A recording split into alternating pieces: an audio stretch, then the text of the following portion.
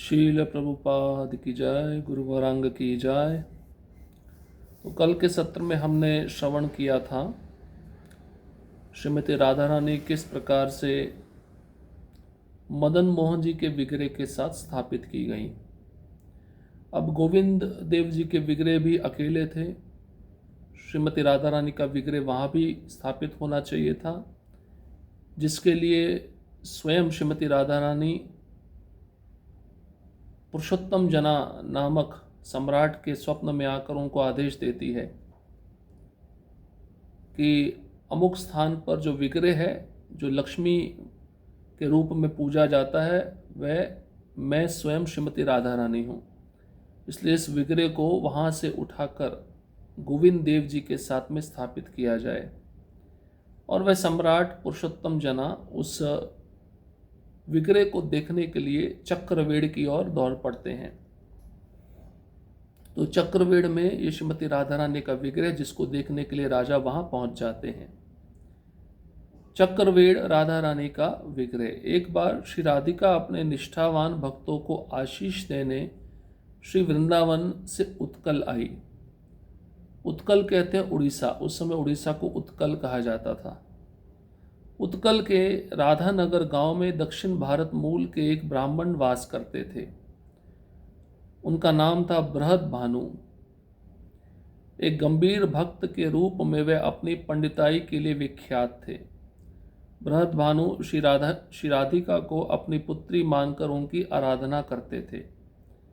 तथा ही साधन दीपिकायाम अत्रापि श्रूयते काचित् तथा पुरातनी शुभा विप्रो बृहद भानुनाम दाक्षिणात्य सुवैष्णवा। उड़देश निवासी सा राधा नगर ग्राम के पुत्री भावेन तेनेयम कति वर्षाणि सेविता। यदीयम करुणा लस्यास्तत्र किंचिन दुर्घटम। भक्ति रत्नाकर नामक ग्रंथ से श्लोक है, 6वां अध्याय, 92, 93 और 94 श्लोक, 3 श्लोक हैं। अनुवाद। साधन दीपिका में वर्णन है कि इस घटना से संबंधित आज भी अनेक कथाएं बताई जाती हैं। यहाँ ये बताते हैं कि उत्कल के राधा नगर में बृहद भानु नाम के एक गंभीर वैष्णव वास करते थे। कुछ वर्षों तक अपनी करुणा के उदाहरण स्वरूप उन्होंने श्री राधिका की अपनी पुत्री के रूप में आराधना की। अब श्रीमती राधा रानी अपने निष्ठावान भक्तों को आशीर्वाद देना चाहती थी, इसलिए वह वृंदावन छोड़कर उत्कल आई। और उत्कल यानी उड़ीसा के राधानगर गांव में दक्षिण भारत मूल के एक ब्राह्मण रहते थे। उस ब्राह्मण का नाम था बृहद भानु और एक गंभीर भक्त के रूप में उनकी पहचान थी, वह विख्यात थे। और ये बृहद भानु नामक ब्राह्मण श्रीमती राधा रानी को अपनी पुत्री मानकर उनकी सेवा करते थे, आराधना करते थे। इसका वर्णन साधन दीपिका नामक ग्रंथ में दिया गया है। श्री बृहद भानु द्वारा प्रदर्शित उत्तमोत्तम प्रेम का वर्णन करने का मैं अधिकारी नहीं हूँ। श्री राधा रानी के देखे बगैर उनका एक क्षण भी असह्य रूप से दीर्घ हो जाता था, क्योंकि श्री राधा रानी उनके लिए सब कुछ थी। तो जो पिता अपने पुत्री से इतना प्रेम करता है, तो राधा रानी को अपनी पुत्री मानकर जब उनकी सेवा करेगा तो वो प्रेम कितना अद्भुत होगा। तो यहाँ पर बताया गया है कि बृहद भानु जी का प्रेम था जो राधा रानी के प्रति पुत्री रूप में, उसका वर्णन करने का मैं अधिकारी नहीं हूँ। राधा रानी को एक क्षण भी वह जब देख नहीं पाते थे तो उनके लिए एक क्षण असह्य दीर्घ रूप से बीतता था, क्योंकि राधा रानी ही उनके लिए सब कुछ थी। कथो दिन परे विप्र हैला संगोपन लोक मुखे राजा ताह करीला श्रवण। क्षेत्रस्थ से राजा जगन्नाथ प्रिय अति श्री राधा नगरे आसी देखे दिव्य मूर्ति। महाविज्ञ राजा चिंते मने मने श्री राधिका तारे आज्ञा देखे दिव्य मूर्ति। जगन्नाथालय मोरे राख शीघ्र लया राजा महाहर्ष हैला ऐछे आज्ञा पाइया। श्री जगन्नाथेर चक्रवीड रम्य स्थाने राखिल श्री राधिकारे परम यतने चक्रवेड़े बहुदिन अतीत हैला इह लक्ष्मी यही कथा सर्वत्र व्यापिला लक्ष्मी बलि सकलई करे पूजन सेई सत्य श्री राधिका पूर्ण लक्ष्मी है यही रूपे चक्रवेड़े करिलेन स्थिति के बुझिते पार लीला कहार शक्ति। भक्ति रत्नाकर नामक ग्रंथ 6वां अध्याय श्लोक क्रमांक 97 से लेकर 104 क्रमांक श्लोक तक। अब इन सभी श्लोकों का अनुवाद बहुत सुंदर है, सुनिए। वृद्ध अवस्था में उन ब्राह्मण देव की मृत्यु हो गई और राजा ने स्थानीय लोगों से यह समाचार सुना। पुरुषोत्तम क्षेत्र के राजा, जो कि भगवान श्री जगन्नाथ के प्रति विनम्रता से समर्पित थे, वे श्री विग्रह के दर्शन करने राधानगर गए। राजा सोच ही रहे थे कि क्या किया जाए, तभी श्री राधिका उनके स्वप्न में प्रकट हुई। उन्होंने कहा, तत्काल मुझे श्री जगन्नाथ जी के मंदिर से ले चलो और वहाँ विराजमान करो। राजा ने प्रसन्नतापूर्वक आदेश का पालन किया। उसने बहुत सावधानी से चक्रवेड़ में श्री जगन्नाथ जी के मंदिर में, जो कि अत्यधिक सुंदर था, उसमें श्री राधिका के श्री विग्रह को स्थापित कर दिया। क्योंकि वे दीर्घ काल तक चक्रवेड़ में रही थी, तो सबने यह सोचना आरंभ कर दिया कि वे लक्ष्मी थी, क्योंकि उनकी आराधना लक्ष्मी जी की तरह होती थी। श्री राधिका ने स्वयं को पूर्ण रूप से लक्ष्मी के रूप में ढाल लिया।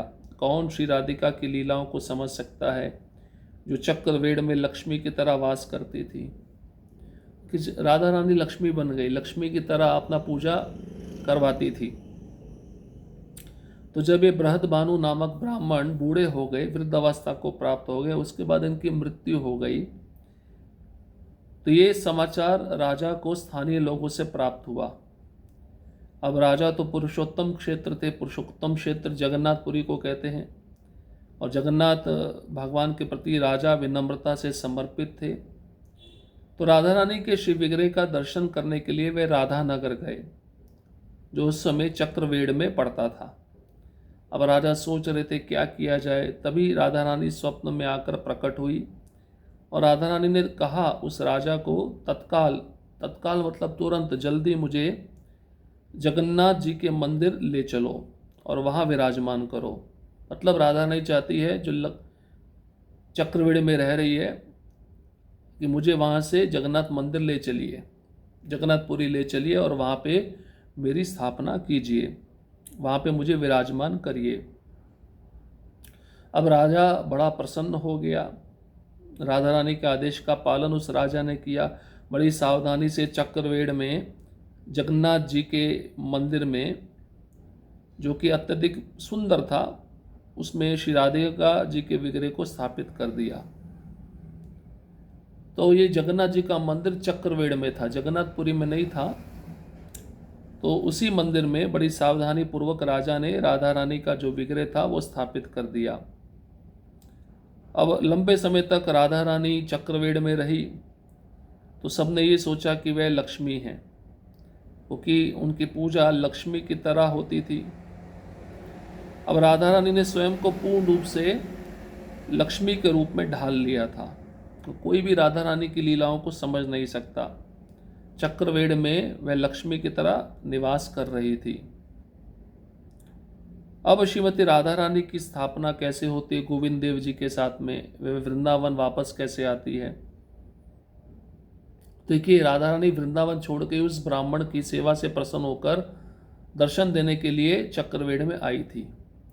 अब वह ब्राह्मण नहीं रहे, तो राधा रानी ने राजा के स्वप्न में आके कहा कि जगन्नाथ मंदिर में मेरी मूर्ति को स्थापित करिए, मुझे विराजमान करिए। तो राजा बड़े प्रसन्नता पूर्वक उस चक्रवेड़ में जो राधा रानी थी उसकी स्थापना जगन्नाथ मंदिर में कर देते हैं, और सभी यही समझते हैं लक्ष्मी है, लक्ष्मी की तरह पूजा करते हैं, और वहाँ पे राधा रानी लक्ष्मी की तरह निवास कर रही थी।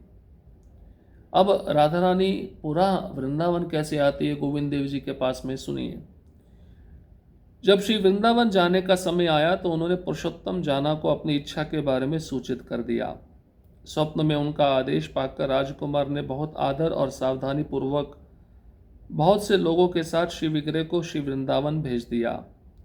बंगाल और उड़ीसा में सबको पता चल गया कि श्रीमती राधा रानी श्री पुरुषोत्तम क्षेत्र से वृंदावन प्रस्थान कर गई है। ये दिवस वृंदावने प्रवेश करिला, ये दिवस सुखेर समुद्र उथलीला। गोविंदेर वामे बसाइला सिंहासने, हाइला अद्भुत रंग दोहार मिलने। श्री राधिका सह गोविंदेर शोभाय छे, एक मुखे ताहा वहा वर्णिब के बके छे। एछे ठाकुराणीर हाइला आगमन, यही सकल वर्णिलेन पूर्व कविगण।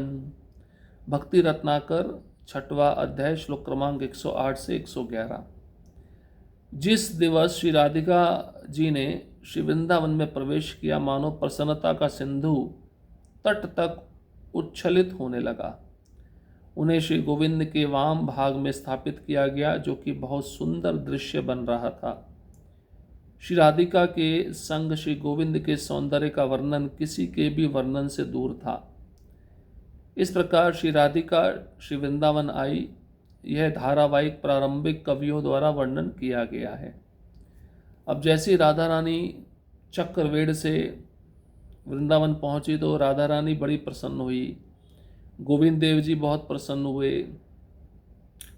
मानो प्रसन्नता का सिंधु तट तक उच्छलित हो गया। श्री गोविंद जी के वाम भाग में राधा रानी को स्थापित किया गया, जो बहुत ही सुंदर दृश्य था। और श्रीमती राधा रानी के संग गोविंद देव जी का जो सौंदर्य था, उसका वर्णन कोई नहीं कर सकता। इस तरह से श्रीमती राधा रानी चक्रवेड़ से वृंदावन वापस आई।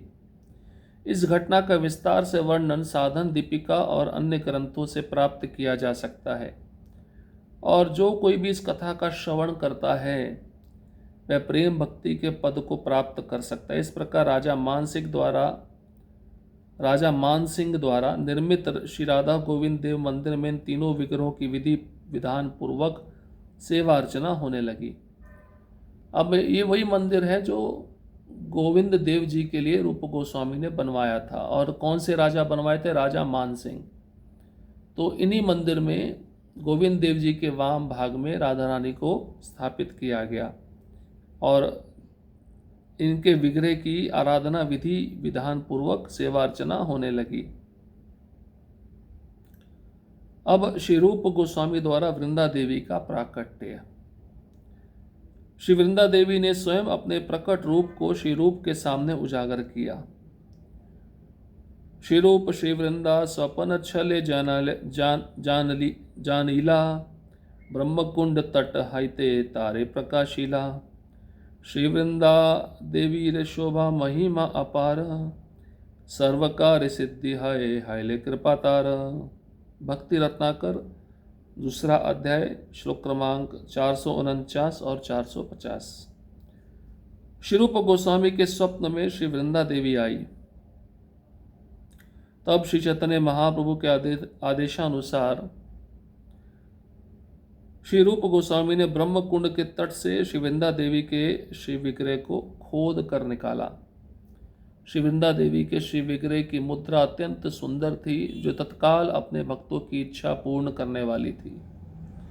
जब देवताओं और ऋषियों की भक्ति के साथ परम पूजनीय श्री वृंदा देवी के चरण कमलों की प्रेम पूर्वक पूजा की जाती है, तो भगवान वृंदा देवी तथा विपत्तियों को दूर कर देते हैं और सभी इच्छाओं को पूर्ण करते हैं। ऐसा भक्त समस्त दुखों से मुक्त होकर देवताओं के लिए भी दुर्लभ इस वृंदावन में रहता है। श्री साधन दीपिका में इस घटना का भी विस्तृत वर्णन है। तो वृंदा देवी ने अपना रूप गोस्वामी के सामने प्रकट किया, उजागर किया। कैसे? तो एक बार रूप गोस्वामी विश्राम कर रहे थे, उनके स्वप्न में वृंदा देवी आई और चैतन्य महाप्रभु के आदेशानुसार श्री रूप गोस्वामी ने ब्रह्मकुंड के तट पर श्री वृंदा देवी के श्री विग्रह को खोद कर निकाला। स्वप्न में आकर वृंदा देवी ने बताया कि मैं कहाँ पे हूँ। और मुझे कैसे निकाला जाए। और चैतन्य महाप्रभु ने भी कहा था, वृंदा देवी का सुंदर विग्रह है। रूप गोस्वामी को आदेश दिया कि उस विग्रह को आप ढूंढिए, उसकी भी स्थापना कीजिए। और जब खोद कर उस विग्रह को वहाँ से निकाला गया तो वह विग्रह जो वृंदा देवी का था, बहुत ही सुंदर रूप, उस विग्रह की मुद्रा बहुत सुंदर थी और वह मुद्रा ऐसी थी कि तत्काल अपने भक्तों की इच्छा को वृंदा देवी पूर्ण करने वाली हो। तो वृंदा देवी की पूजा जो कोई भक्त करता है, भक्ति में जितनी भी विपत्तियां आती हैं उससे वह मुक्त हो जाता है। और वृंदा देवी सभी इच्छाओं को पूर्ण करने वाली है। और ऐसा भक्त समस्त दुखों से मुक्त होकर जो स्थान देवताओं के भी दुर्लभ है, ऐसे स्थान वृंदावन में वह वास पाता है। किसकी कृपा से? वृंदा देवी की कृपा से। तो श्री साधन दीपिका में इस घटना का बहुत सुंदर वर्णन दिया गया है। तो जिसको भी वृंदावन में निवास चाहिए उसको वृंदा देवी की सेवा करनी चाहिए। जो तुलसी महारानी वृंदा देवी की सेवा करता है बिना किसी भौतिक इच्छा के, वृंदा देवी उसको अपने उस भक्त के अंतिम क्षण में या मृत्यु के पश्चात उस भक्त को वृंदावन में हमेशा के लिए निवास प्रदान करती है। इस प्रकार से श्री गोविंद देव जी के वाम भाग में राधा रानी स्थापित हुई और वह राधा रानी का विग्रह चक्रवेड़ से, उत्कल से कैसे वृंदावन लाया गया, इसके विषय में हमने सुना। और श्रीमती राधा रानी की स्थापना किस प्रकार से की गई उसको हमने सुना। और वृंदा देवी का प्राकट्य विग्रह के रूप में रूप गोस्वामी उस विग्रह को भी ढूंढ कर निकाले और उनकी भी स्थापना की, इसके विषय में भी हमने सुना।